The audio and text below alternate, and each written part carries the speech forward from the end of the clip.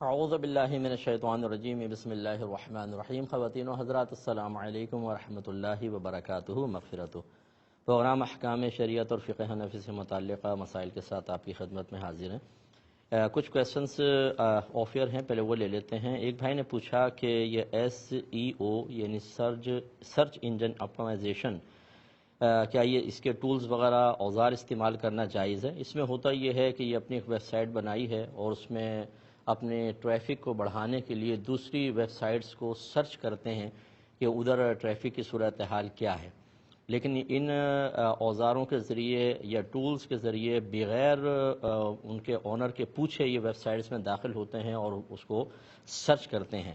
پوچھنے کا ان کا مقصد یہ ہے کہ کیا ہمارا یہ عمل درست ہے یا نہیں ہے۔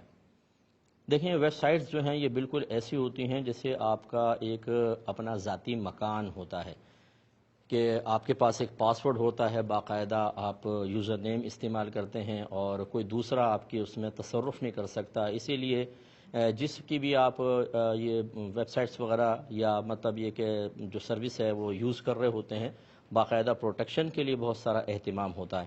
گویا کہ ان میں بیجا تصرف ایسا ہی ہے جیسے کسی کے گھر میں بغیر پوچھے داخل ہو جانا۔ تو جیسے کسی کے گھر میں تصرف کرنا ناجائز ہوتا ہے، اسی طریقے سے یہ ہیکنگ کرنا یا پھر مطلب جا کے صرف سرچ کرنا، یہ گویا کہ دوسرے کی اجازت کے بغیر اس کی پرائیویٹ چیزوں پر مطلع ہونا ہے، جس کو شریعت نے سختی کے ساتھ منع کیا ہے۔ یہ گناہ کی صورت ہے، ایسا نہیں کر سکتے ہیں۔ ایک ہی کہتے ہیں کہ ہم کسی باہر کے علاقے میں رہتے ہیں اور وہاں کا جو ڈائریکٹ پانی نلکے میں آتا ہے وہ کہتے ہیں کہ یہ صحیح نہیں ہے، خراب ہے اور سخت پانی ہے۔ تو اس کو نرم کرنے کے لیے یہ سافٹ واٹر کہتے ہیں اس کو، کہ سافٹنر ایک یوز کرتے ہیں، یعنی ایک واٹر سافٹنر۔ اس میں کچھ کہنے کا مطلب ان کا یہ تھا کہ نمک وغیرہ ملایا جاتا ہے، پھر وہ پانی پینے کے قابل ہوتا ہے، ہلکا ہو جاتا ہے۔ تو کیا ہم اس پانی کو پی سکتے ہیں؟ اس کا استعمال درست ہے یا نہیں ہے؟ دیکھیں، اگر صرف نمک ملایا جاتا ہے تو پھر تو کوئی حرج نہیں ہے، اس میں کوئی ناجائز ناپاک چیز نہیں ملی ہونی چاہیے۔ یہ اگر آپ کو کنفرم پتہ چل جائے تو پھر تو اس پانی کا استعمال جائز نہیں ہے، اور اگر آپ کو نہیں پتہ کہ کیا چیز ملائی جاتی ہے یا آپ کو واضح طور پہ بتایا کہ اس میں مخصوص قسم کا نمک ملا کے اس کو ذرا تھوڑا سا پانی کو سافٹ کیا جاتا ہے، تو پھر تو ایک پاک چیز پانی کے ساتھ ملے تو کوئی حرج نہیں ہے۔ ہم بھی 50 چیزیں پانی کے ساتھ ملا کر پیتے ہیں، نمک بھی ملاتے ہیں، جس کنجبین وغیرہ بناتے ہیں، لیموں کی اسی طرح شربت ملاتے ہیں، اور چیزیں ملائی جاتی ہیں۔ تو اس میں اگر یہ پاک چیز ملائی تاکہ اس پانی کی ذرا سختی کم ہو جائے، اس کی جو مضر اثرات ختم ہو جائیں، اس میں کوئی حرج نہیں ہے۔ ہمارے یہاں پہ بھی جو پانی آتا ہے ہمارے کراچی میں خاص طور پر، اس میں بھی ہر جگہ مطلب کیمیکلز ملائے جاتے ہیں، تب وہ پانی پینے کے قابل ہوتا ہے، ورنہ ڈائریکٹ اگر جھیل وغیرہ کا پانی آ رہا ہے تو اس میں یقینی سی بات ہے کہ وائرسز وغیرہ ہوتے ہیں۔ ایک ہی بھائی نے کویسچن کیا کہ ہمیں گورنمنٹ جو ہے یہ ہائرنگ فیسلٹی دیتی ہے، یعنی یہ ہمیں سہولت دیتی ہے کہ ہم مکان کرائے پر لیں اور اس کا جتنا کورڈ ایریا ہے اس کے اعتبار سے گورنمنٹ اس کا کرایہ ہمیں دیتی ہے۔ اب اس میں دو انہوں نے کویسچن کیے ہیں کہ فرض کر لیں کہ ایک مکان کا کورڈ ایریا اتنا ہے کہ مجھے گورنمنٹ سے 20,000 روپے کرایہ ملتا ہے اس کے حساب سے، لیکن میں نے مالک مکان سے بات کر کے اس کرایہ کو 16,000 کا کیا ہوا ہے، تو اب مکان 16,000 پر ہے، گورنمنٹ سے 20,000 لے کر 4,000 اپنی جیب میں رکھ رہے ہیں گویا کہ، تو اس کی شرعی حیثیت کیا ہے؟ دیکھیں، یقینی سی بات ہے کہ یہ گورنمنٹ کا اپنا ایک رول بنایا گیا ہے کہ اتنا کورڈ ایریا ہو تو اتنا کرایہ گورنمنٹ دے گی، اور وہ آسانی کے لیے ہے کہ ہر ایک سے کوئی حلفیہ بیان لینا، یہ کرنا وہ کرنا، اس سے بہتر یہ ہے۔ لیکن آپ نے اگر اس کو کم قیمت پر لیا ہے تو بہت بہتر ہے کہ آپ گورنمنٹ کو مطلع کریں اور اتنا کرایہ آپ نہ لیں۔ ہمارے ہاں ہر شخص اپنے ذاتی مفاد کے لیے، اپنے ملکی مفاد کو قربان کرنے کے لیے بالکل تیار ہوتا ہے۔ اس کا نتیجہ نکلتا ہے جب ہر طرف سے خرابی ہوتی ہے تو ملک ترقی نہیں کر پاتا، ہم لوگ ذاتی اعتبار سے ترقی کرتے چلے جاتے ہیں۔ تو اس لیے شرن صحیح نہیں ہوگا، اس میں دھوکہ بھی ہے، جھوٹ بھی ہے۔ لازم بات ہے کہ آپ یہ لکھتے ہوں گے کہ رینٹ میرا اتنا ہے، تو یہ شرن جائز نہیں ہوگا، اس میں احتیاط کریں۔ اسی طرح انہوں نے کہا کہ یہ بھی ہوتا ہے کہ بعض اوقات ہمارا ذاتی مکان موجود ہوتا ہے لیکن ہم اسے کسی کو کرائے پر دے دیتے ہیں، اور دوسرا مکان کوئی کرائے پہ لے لیتے ہیں جو کہ تھوڑا کم ہمیں پڑتا ہے، اور اسے کورڈ ایریا کے اعتبار سے کرایہ لیتے رہتے ہیں۔ اس طرح یہاں سے بھی آتا رہتا ہے اور وہاں سے بھی بچتا رہتا ہے، کیا حکم شرع ہوگا؟ دیکھیں، اس میں بھی وہی مسئلہ ہے کہ گورنمنٹ یہ کرائے پر مکان لینے کی سہولت اسی کو فراہم کرتی ہے جو یہ ظاہر کرتا ہوگا کہ جی میرے پاس ذاتی مکان نہیں ہے، میں کرائے پہ لینا چاہتا ہوں، تو آپ میری مدد کریں۔ تو گورنمنٹ اس کو سہولت دیتی ہے۔ اب یہ گورنمنٹ کو دھوکہ دینا ہے، اس کے ساتھ فراڈ کرنا ہے، اپنے ذاتی مفادات کے لیے ملک کے قومی خزانے کو ایک طریقے سے لوٹنا ہے، کیونکہ یہ ٹیکسوں کا پیسہ ہوتا ہے۔ آپ اگر اس چیز کو لے لیں گے وہ پیسہ کسی اور جگہ نہیں پہنچے گا، اور پھر اسی طرح ہوتا ہے، فنڈ انہی چیزوں کے اندر ختم ہو جاتے ہیں اور بہت سے مستحق محروم رہ جاتے ہیں۔ اس لیے یہ کرنا شرعاً جائز نہیں، اس میں دھوکہ اور جھوٹ وغیرہ ہے اور غلط بیانی ہے، یہ تمام اللہ تبارک و تعالیٰ کے بارگاہ میں سخت قابل گرفت چیز ہیں۔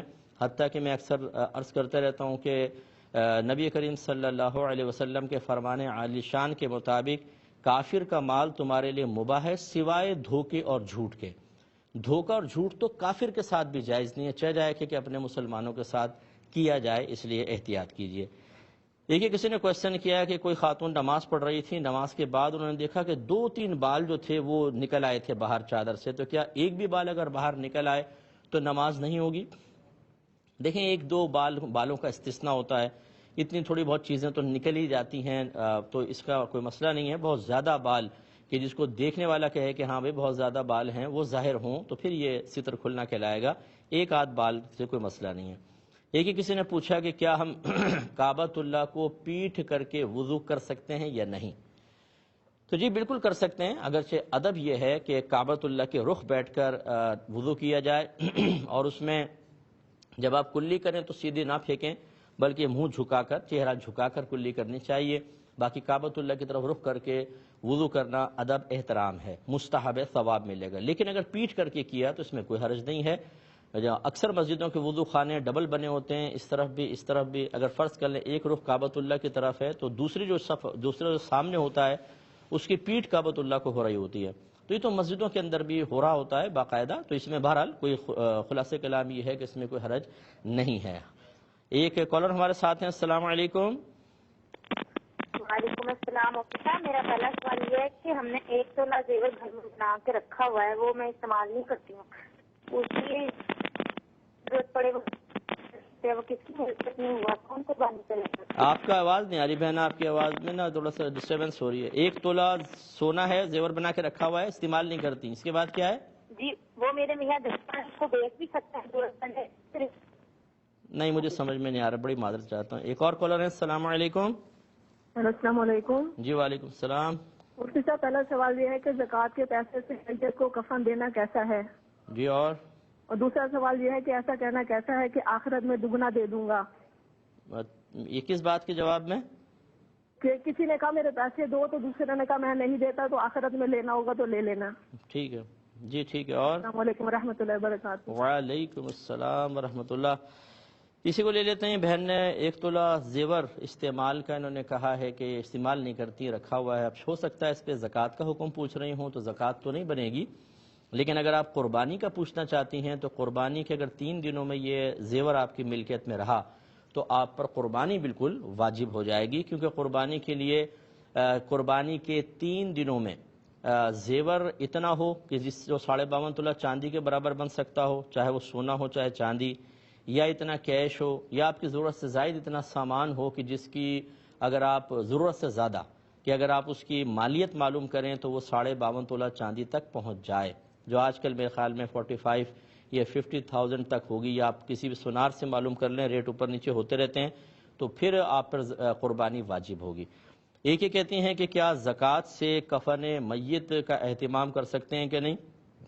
تو اس سے نہیں کر سکتے ہیں، کیونکہ صدقات واجبہ جتنے ہوتے ہیں جیسے زکوٰۃ ہے، اسی طرح فطرہ وغیرہ ہے، ان میں کسی شرعی فقیر کو اس کا مالک بنانا شرط رکھا گیا ہے، فقہاء نے شرط قرار دیا ہے، جبکہ کفن میں اگر آپ ڈائریکٹ دے دیں گے تو کفن میں کوئی اس کا مالک نہیں بنتا، اگرچہ مردے کو کفن دیا جاتا ہے لیکن وہ ملک کی صلاحیت نہیں رکھتا، تو اس لیے مطلب ڈائریکٹ تو آپ کفن زکوٰۃ کے پیسے سے نہیں دے سکتے، یوں کر سکتے ہیں کہ کسی شرعی فقیر کو آپ زکوٰۃ دے دیں، پھر وہ اس کے کفن دفن کا انتظام کرے، کیونکہ جب آپ اس کو زکوٰۃ دیں گے زکوٰۃ ادا ہو جائے گی، وہ اس کا مالک ہو گیا، اب وہ کسی بھی کام میں لگائے جائز ہے۔ ایک یہ کہتی ہیں کہ کسی نے کسی سے اپنے پیسے واپس مانگے تو وہ کہتا ہے کہ ابھی تو نہیں دوں گا، آخرت میں ڈبل دے دوں گا، تو یہ کیسا ہے؟ دیکھیں اگر تو یہ مذاقاً کہا گیا ہے اور آخرت کو معمولی اور حقیر سمجھ کے کہا گیا ہے تو اس کا حکم بڑا سخت ہے، جو میں انشاءاللہ عرض کرتا ہوں، اور اگر ایسا نہیں ہے تو پھر کچھ اور ہوگا. جواب دیتا ہوں. ایک کال لے لیتے ہیں. السلام علیکم. وعلیکم السلام. جی بہن. مفتی صاحب میرا یہ سوال ہے کہ کوئی عورت ہے, ان کو ان کی دوستوں نے یہ کہا کہ آپ جاب نہیں کرتی, آپ پڑھی لکھی ہیں, آپ جاب کریں. تو انہوں نے کہا کہ شریعت اسی انسان کو جاب کی اجازت دیتی ہے جس کو بہت ضرورت ہو. تو مجھے ضرورت نہیں ہے, میرا ہسبینڈ کماتا ہے. تو انہوں نے کہا کہ اگر آپ پڑھی لکھی ہیں تو پھر آپ ٹیوشن پڑھائیں. انہوں نے کہا کہ میں ٹیوشن بھی نہیں پڑھا سکتی. پھر ان کے دوستوں نے انہیں مشورہ دیا کہ آپ ویڈیوز بنائیں لیکچر کی اور اسے اپلوڈ کر دیں. آپ سامنے بھی نہ آئیں, نقاب میں بھی, صرف آپ کی آواز آئے گی. تو میں نے آپ سے یہ پوچھنا تھا کہ اس طرح اگر کوئی عورت اپنی ویڈیوز اپلوڈ کرتی ہے کہ وہ سامنے نہیں آتی لیکن صرف اس کی آواز چل رہی ہے اور وہ حقیقت میں مبنی ہے, کوئی فحش کلامی اس میں نہیں ہے, صرف لیکچرز ہیں, تو کیا وہ اس طرح کی ویڈیوز اپلوڈ کر سکتی اگلا ہے کویشچن اور کیا کریں. اس کی ارننگ حلال ہوگی؟ اگلا کویشچن کریں. نہیں نہیں مفتی صاحب, بہت شکریہ. اچھا بہت شکریہ. میں عرض کرتا ہوں. ایک اور کالر ہیں. السلام علیکم. السلام علیکم. جی وعلیکم السلام. مفتی صاحب, عصر کی اذان ہو جانے کے بعد کیا نماز پڑھنے سے پہلے ہم نفل پڑھ سکتے ہیں؟ اور کوئی جی, اور عشاء کے جو وتر ہے وہ ہمیں سونے سے پہلے پڑھنا ہوتے ہیں. تو اگر ہم نفل پڑھنا چاہیں, جیسے اس مہینے میں کہ عشاء کو نفل پڑھنا ہے آپ نے 3 دفعہ قل اللہ کے ساتھ, تو ہم کب پڑھیں گے؟ وتر پڑھنے کے بعد یا عشاء کے بعد جو پہلے نماز پڑھ لی تھی؟ السلام علیکم. جی انشاءاللہ ایک مختصر سے بریک لیں گے. ہمیں یقین ہے آپ ہمارے ساتھ ہی رہیں گے. بسم اللہ الرحمن الرحیم. ایک کال لیتے ہیں. السلام علیکم. وعلیکم السلام. جی مفتی صاحب, میرا کوشچن ہے کہ قبرستان میں اپنے والدین کی قبر پہ روز جانا کیسا ہے, اور وہاں پہ کچھ صدقات وغیرہ پڑے ہوتے ہیں, لوگ پھینک جاتے ہیں, تو اس کے اوپر سے پھلانگ کے جانا کس طرح کا ہے؟ اور دوسرا یہ ہے کہ بہنوں کو پراپرٹی میں جو حصہ ہے, میری بہنیں نہیں چاہتی کہ میں یعنی کہ میں ان کو دوں. میں ان کو دینا چاہتا ہوں لیکن وہ لینا نہیں چاہتی, تو اس بارے میں ذرا بتا دیجیے گا. جی اور جی, اور ہم نے آفیسز میں نا قائد اعظم اور علامہ اقبال کی تصویر لگائی ہوتی ہے جسٹ فار مطلب کیونکہ ہمارے وہ ہیروز ہیں, تو یہ ٹھیک ہے یا نہیں؟ جی اور تھینک یو ویری مچ. جی میں عرض کرتا ہوں انشاءاللہ. ایک کویشچن یہ کیا تھا. اچھا ایک پہلے اور کال لے لیتے ہیں. السلام علیکم. السلام علیکم مفتی صاحب, کیسے ہیں آپ؟ ٹھیک ہے اللہ کا بڑا کرم ہے. مفتی صاحب, مجھے 15-16 سال ہو گئے, میں اقامہ شریعت دیکھ رہی ہوں ماشاء اللہ, سب کو واٹس ایپ پہ بھیجتی بھی ہوں. جی جی بہت شکریہ. جی کویشچن کیا آپ کا؟ میرا یہ 2 سوال ہے مفتی صاحب. جی. ایک تو یہ ہے کہ آستین اوپر کر کے ہم تلاوت قرآن پاک کر سکتے ہیں اگر تھوڑے سے سر کے بال بھی نظر آ جائیں تو اس جی سے اور فرق. ایک اور یہ ہے کہ ایک آدمی فوت ہو گیا, اس نے اپنی زمینیں ساری اپنے بیٹوں کو دے دی وراثت میں, اور بیٹیوں کو جو ہے اس نے حصہ نہیں دیا, تو وہ لوگ بہت پریشان ہیں. تو ان پہ کوئی وبال تو نہیں ہوگا آخرت میں یا قبر میں؟ تو مطلب یہ کہ کیا انہوں نے وصیت کر کے گئے تھے یا زندگی میں دے دی تھی؟ نہیں, وہ زندگی میں دے دی تھی زمینیں, باقی 3-4 گھر ہیں وہ انہوں نے وراثت نہیں کی ان کی, باقی جو ہے وہ انہوں نے زمینیں اپنے بیٹوں کو دے دی. اچھا ٹھیک ہے. اور جی جی. اور ایک اور بھی سوال ہے کہ اگر یہ کوئی مہمان کے ایک عورت اپنے بھائیوں کے گھر میں مطلب آ جائے تو کافی ٹائم رہے, تو ہمیں ان کے بارے میں کیا سوچنا چاہیے کہ اگر وہ مطلب میاں بیوی میں جھگڑے وگڑے ہوتے ہوں اس وجہ سے, تو اس کے کیا ہوگا اسلام میں؟ یعنی بہن جو ہے وہ شوہر سے جھگڑا کر کے بھائیوں کے گھر میں کافی دن تک آ کے رہے تو کیا حکم ہوگا؟ یوں جی جی, جھگڑا نہیں, ایسے ہی آتے رہے. مطلب آپ کہہ رہے ہیں نا شوہر بیوی کے اندر جھگڑا ہوتا ہے. اب وہ تو جو بھابھی اور بھائی ہے نا. اچھا ان میں ہوتا ہے بھی بہن کیوں آ گئی یوں؟ جی جی جی. اچھا ٹھیک ہے, میں عرض کرتا. ایک اور کالر ہے. السلام علیکم. وعلیکم السلام ورحمۃ اللہ وبرکاتہ. جی وعلیکم السلام. مفتی صاحب میرے 2 سوال ہیں. جی فرمائیے. ایک تو یہ ہے, گاؤں میں ہماری ایک چھوٹی سی مسجد ہے, اس میں اذان 5 وقت اذان ہوتی ہے. جی. لیکن نمازی کبھی کبھی جو ہے 2-4 بندے ہو جاتے ہیں, تو کبھی نہیں کوئی نہیں ہوتا ہے, تو کیا ایک اکیلا بندہ اقامت پڑھ کے جماعت کو ثواب حاصل کر سکتا ہے؟ اور دوسرا سوال یہ ہے کہ میں نے ایک بینک میں اکاؤنٹ بنایا ہوا ہے, رمضان شریف میں عزیزوں کا اقارب اس میں زکوٰۃ بھیجتے رہتے ہیں, تو کچھ رقم ہم رمضان شریف میں تقسیم کر دیتے ہیں, تو کچھ رقم جو ہے باقی رقم جو سارا سال جو ہے وہ ضرورت مندوں میں مساکین میں تقسیم کرتے رہتے ہیں. ایسا کرنا کیسا ہے؟ اور مسجد میں بیٹھے ہوئے نمازیوں کو کیا جو ہے وہ سلام دیا جا سکتا ہے؟ اور چلے میں ایک اور کالر ہے. السلام علیکم. السلام علیکم. السلام علیکم مفتی صاحب. جی وعلیکم السلام. مفتی صاحب میرے 2 سوال ہیں. جی فرمائیں. پہلا سوال یہ تھا اگر کسی شخص کی 6 نمازوں سے کم نمازی قضا ہوئی ہوں اور وہ ان کو ادا کیے بغیر آگے نمازی جاری رکھے تو کیا حکم ہوگا؟ کتنی نمازیں قضا ہوئی ہیں؟ 6 نمازوں سے کم نمازی قضا ہوئی ہوں. اچھا چلیں ٹھیک ہے. اور دوسرا سوال یہ تھا انگوٹھی میں لگے چھوٹے پتھر سے تیمم ہو جائے گا؟ انگوٹھی ٹائٹ ہے ہلکی ہے؟ انگوٹھی نارمل ہے بس اس میں پتھر لگا ہوا ہے جو اس میں تیمم ہو جائے گا. اچھا انگوٹھی پہ جو پتھر ہے اس سے تیمم ہو جائے گا کہ نہیں یوں؟ جی. اچھا ٹھیک ہے. اور جی میں عرض کرتا ہوں. ایک یہ کویشچن کیا تھا کہ کسی کو پیسے دیے اس سے جب مانگا تو اس نے کہا کہ آخرت میں ڈبل دے دوں گا. تو اگر تو یہ آخرت کا مذاق و اڑانے کے قصد و ارادے سے ہے اسے حقیر اور معمولی سمجھ کر ہے جیسے اکثر اللہ کے بارے میں مذاق بنا لیتے ہیں یا فرشتوں کے بارے میں منکر نکیر کے بارے میں آخرت کے حساب و کتاب کو مذاق کے ساتھ پیش کر رہے ہوتے ہیں. حالانکہ قرآن عظیم میں جہاں کہیں اللہ تبارک و تعالیٰ نے خود سے ڈرنے کا حکم فرمایا اس سے مراد اس کے عذابات سے اور اس طرح کی ذلتوں و رسوائیوں سے ڈرنا مقصود ہوتا ہے. عذابات قبر، بری موت، میدان معاشر کی ذلت، جہنم کا عذاب. تو اس کا مطلب یہ ہوا کہ جس چیز سے ڈرنے کا حکم ہے ہم ڈر نہیں رہے بلکہ الٹا اس کا مذاق اڑا رہے ہیں. اس میں ایمانیات کو بہت خطرہ ہے.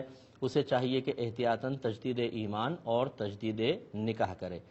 اور اگر ایسا ہے کہ وہ تنگ دست ہے اور سامنے والا پرزور مطالبے کر رہا ہے اور وہ کہتا ہے بھائی میرے پاس نہیں ہے یار چلو تم آخرت میں 2 گنا لے لینا، یہ ایک الگ چیز ہوتی ہے. تو اور پھر یہ یاد رکھیے کہ آخرت میں 2 گنا لے لینا اس کا مطلب یہ نہیں ہے، یہ تو ویسی خلاف شرع ایک جواب ہے کہ وہاں پہ 2 گنا کا مطلب یہ نہیں ہوگا کہ آپ نے اگر 10 لاکھ لیے تو آپ 20 لاکھ دینے پر قادر ہو جائیں گے. وہاں پیسوں کا بدلہ پیسوں سے ہے ہی نہیں، وہاں تو ظلم کا بدلہ نیکیوں سے ہوگا. اس کے نام اعمال سے نیکیاں نکالی جائیں گی اور نیکی کی کوئی قیمت ہی نہیں ہوتی. یا آپ بتا دیں کہ ایک نماز کی جو نیکی ملی ہے اس کی کتنی قیمت ہے؟ 1 لاکھ ہے، 50,000 ہے، 20,000 ہے.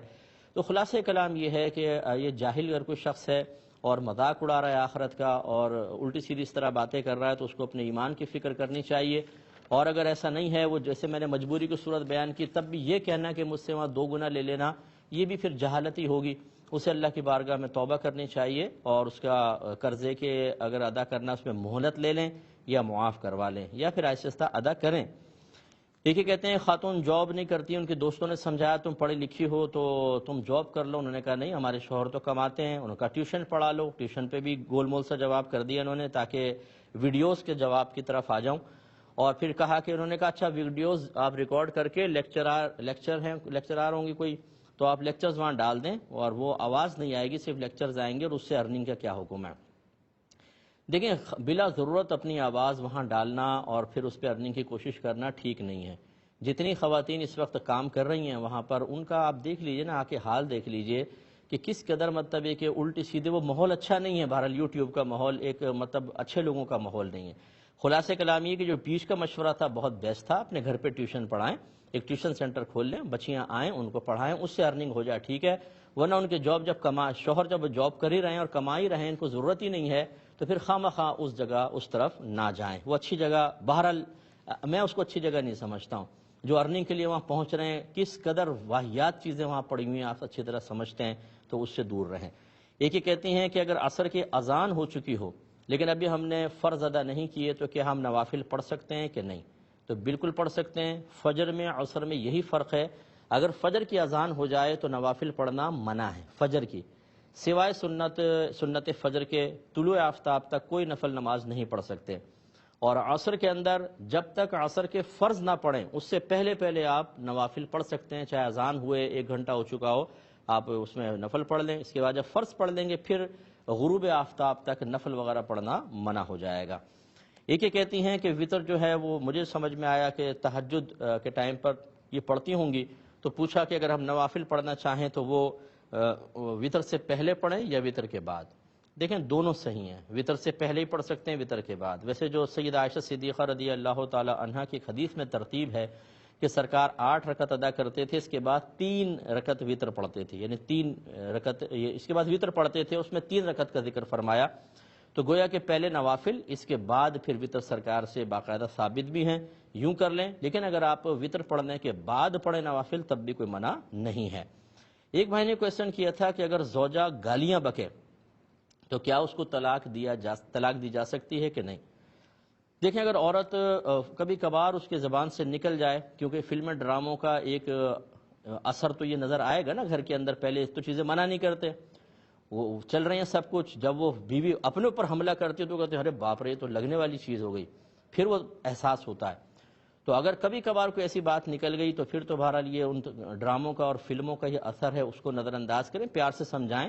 نظر انداز کرنے کا مطلب یہ نہیں ہے کہ بالکل تنبیہ بھی نہ کریں، لیکن اگر کسی عورت کی گالیاں دینا اس کی عادت میں شامل ہو گیا ہے اور وہ آپ کو گالی دے رہی ہے، والدہ کو دے رہی ہیں، اور دیگر جو شرفاء ہیں گھر کے ان کو گالیاں دی جا رہی ہیں، تو یہ ایک صحیح شرعی عذر بن سکتا ہے کہ اگر وہ کسی بڑے کی بات نہیں مان رہی، ان کے میکے میں بات کر کے دیکھیں، کسی کی سن نہیں رہی اور بکوری ہے، گالیاں بکتی ہے، تو پھر اس کو آپ فارغ کر سکتے ہیں، کیونکہ اس کا برا اثر بہت زیادہ ہوگا۔ ایک تو آپ کے لیے باعث بدنامی، کوئی مہمان آیا اس کے سامنے دو چار موٹی موٹی گالیاں بک دیں تو بدنامی، پھر بچے جب ماں کو اس طرح فلینسی کے ساتھ گالیاں بکتے ہوئے دیکھیں گے، اور گندی گندی گالیاں، بعض تو خواتین بہت ہی غلیظ قسم کی گالیاں دیتی ہیں، تو بچے بھی اس کے عادی ہو جائیں گے اور ماحول گندا رہے گا۔ تو آپ کو یہ مشورہ ہم نے دے دیا، اس پہ آپ عمل کر سکتے ہیں۔ ایک ہی کہتے ہیں کہ والدین کی قبر پر کیا ہم روزانہ جا سکتے ہیں؟ دیکھیں، میرا مشورہ ہے کہ روزانہ نہ جائیں بلکہ ہفتے میں ایک بار۔ ہمارے نبی کریم صلی اللہ علیہ وسلم کا جو حکم ہے نا، بہت ہی حکمت بھرا ہے۔ وجہ اس کی یہ ہے کہ اگر آپ روزانہ جانا شروع کریں گے، جس ٹائم آپ جاتے ہیں والدین کے ارواح آپ کی توجہ کریں گی، منتظر ہوں گی ابھی ہمارا بیٹا آئے گا۔ اب آپ اگر کسی ٹائم پر نہیں جاتے ہیں، کوئی مجبوری ہو گئی، کچھ ہو گئی، تو ان کو تکلیف ہوگی، لیکن ایک دن انتظار کریں گے آپ نہیں آئے، بہت انتظار کی تکلیف بہت زیادہ ہوتی ہے، تو مردہ بھی انتظار میں رہتا ہے۔ اسی طریقے سے پھر تو خلاصے کلام یہ ہے کہ آپ گھر سے فاتحہ وغیرہ پڑھیں، اپنے آپ کو روک کے رکھیں، جمعے کو جائیں، جو ہفتے میں ایک بار جائیں تو انشاءاللہ بہت اچھا ہوگا۔ گھر والے بھی انتظار کرتے ہیں، بلکہ اگر آپ عمومی طور پہ ایصال ثواب کرتے ہیں تو یہ روایات میں موجود ہے کہ مردے سب جمع ہو کر اس کو مبارکباد دیتے ہیں کہ بھئی مبارک ہو، تمہارا بیٹا آ گیا، پھر وہ سب کو ایصال ثواب کرتا ہے، سارے کے سارے خوش ہوتے ہیں۔ تو خلاصے کلام یہ ہے کہ ڈیلی کا تو میں مشورہ نہیں دوں گا، ہفتے میں ایک دفعہ آپ جا کے ضرور کریں۔ دوسری بات یہ کہہ رہا کہ صدقات وغیرہ لوگ ڈال دیتے ہیں وہاں پر، یہ آپ کا مراد کھانا وغیرہ ہوگا، باجرہ وغیرہ، اسے ہم پھلانگ کر وہاں تک جا سکتے ہیں کہ نہیں؟ دیکھیں، اس کا مطلب یہ ہوا کہ وہاں تک پہنچنے کے لیے آپ کو قبروں کے اوپر سے گزرنا ہوگا۔ اگر ایسا ہے تو پھر آپ وہاں آگے جانا آپ کے لیے شرعاً جائز نہیں۔ اگر صاف راستہ بنا ہوا ہے تو جا سکتے ہیں، لیکن اگر قبروں کو پھلانگنا پڑے گا تو بہت بہتر ہے کہ آپ اندر چلے جائیں رستے تک اور دور سے ہی فاتحہ پڑھیں۔ آپ یاد رکھیے کہ روح کے لیے قریب اور دور، قریب اور بعید سب برابر ہو جاتا ہے۔ یہ آپ اگر یہاں سے بھی کریں، والدین آپ کا سمجھ جائیں گے، تو اس لیے قبروں کے اوپر چڑھنا منع ہوگا، پھر انتظار کیجئے۔ ایک مختصر سے بریک کے لیے جائیں گے، ہمیں یقین ہے آپ ہمارے ساتھ ہی رہیں گے۔ بسم اللہ الرحمن الرحیم۔ اچھا، آپ کی گزارش کر رہے تھے کہ اگر والدین کی قبور پر دوسری قبروں پہ چڑھے بغیر، انہیں پھلانگے بغیر جانا ممکن نہ ہو تو پھر قریب نہ جائیں، بلکہ آپ دور سے ہی مطلب فاتحہ پڑھیں، اور یہ یقین رکھیں کہ آپ کے والدین آپ کی آمد کو جان بھی رہے ہیں، خوش بھی ہو رہے ہیں، اور آپ جو کچھ پڑھیں گے اس کا ثواب انشاءاللہ ان تک پہنچ بھی جائے گا۔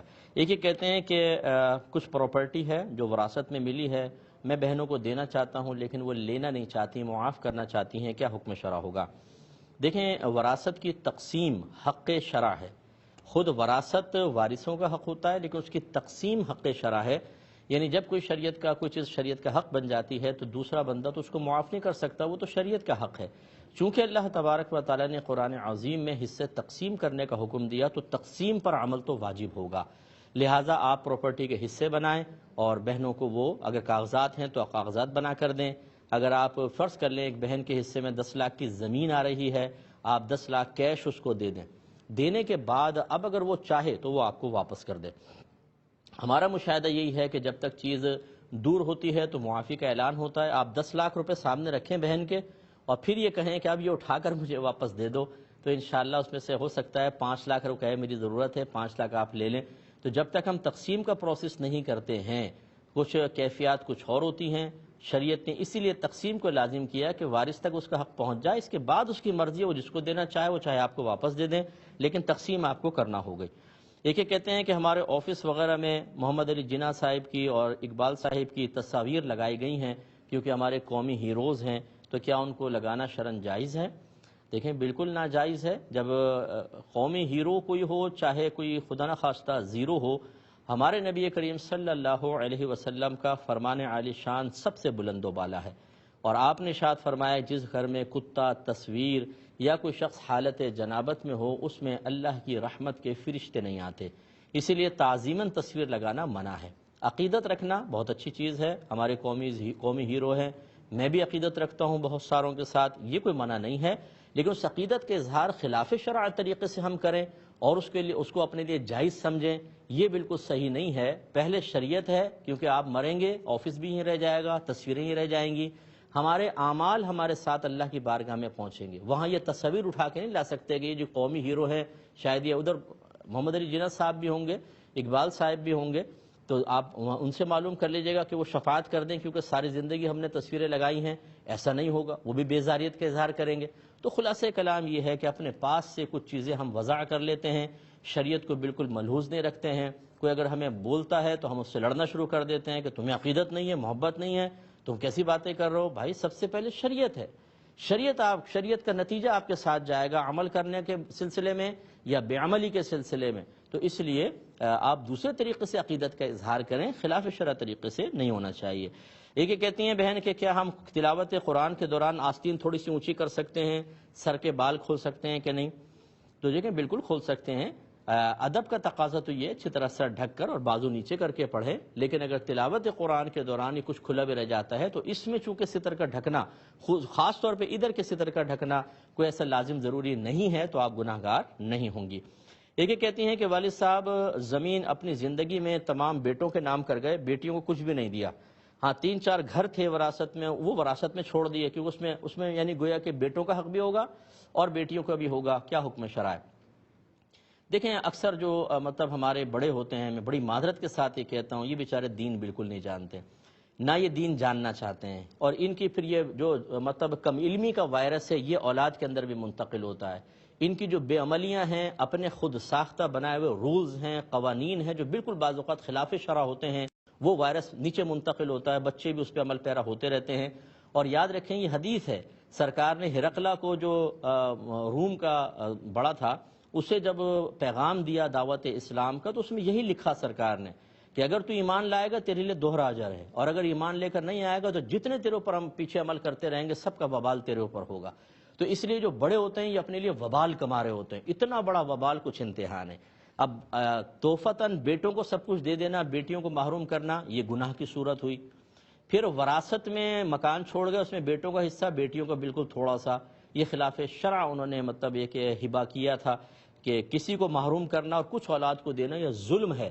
ایک صحابی نے ایسی کوشش کی اور آ کے مسئلہ پوچھ رہے تھے، وہ تو یا رسول اللہ یہ میں ایسا کر لوں، یعنی اپنے ایک بیٹے کو وہ غلام دے رہے تھے اور باقی بیٹوں کو نہیں دے رہے تھے۔ سرکار نے پوچھا کہ جو تم اپنے بیٹے کو غلام دے رہے ہو باقی اولاد کو بھی دے رہے ہو؟ کہا کہ نہیں۔ فرمایا پھر ظلم پر مجھے گواہ نہ بناؤ، اس کا مطلب ہے تم گناہ کر رہے ہو، یہ گناہ ہے کہ اولاد کو بعض کو دے دینا بعض کو نہیں۔ اگر بیٹیاں سسرال چلی گئیں تو کیا مطلب انہیں کچھ بھی نہ دیا جائے، ان کی ذمہ داری وہاں ڈال کے بیٹوں کو سب کچھ دیا جائے، جبکہ بیٹے کمانے پر قادر ہیں، بیٹوں کے پاس پہلی پراپرٹی ہے، بیٹوں کے پاس پہلی کاروبار چل رہا ہے، لیکن بچیوں کو انتہائی حقیر معمولی سمجھ کر اور دولت کی محبت اتنی ہماری قلوب کے اندر رچ بس گئی ہوتی ہے کہ بیٹی کو دیں گے ایسا نہ ہو سسرال والے لے لیں۔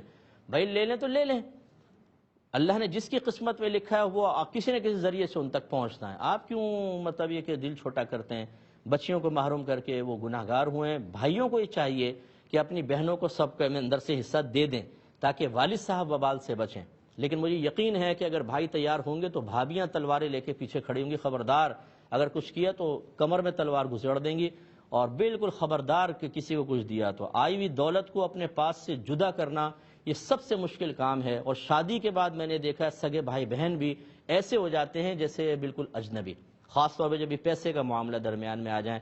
اگر کوئی بھائی مطلب واقعی اللہ کا خوف رکھنے والے ہیں تو اپنی بہنوں کو اس میں سے بھی حصہ دیں، تاکہ آپ کے والد صاحب جو ابھی قبر کے اندر خدا نہ کرے خدا نہ کرے خدا نہ کرے اس کا وبال بھگت رہے ہوں یا میدان معاشر میں شرمندگی کا شکار ہوں، اس سے وہ بچ سکیں۔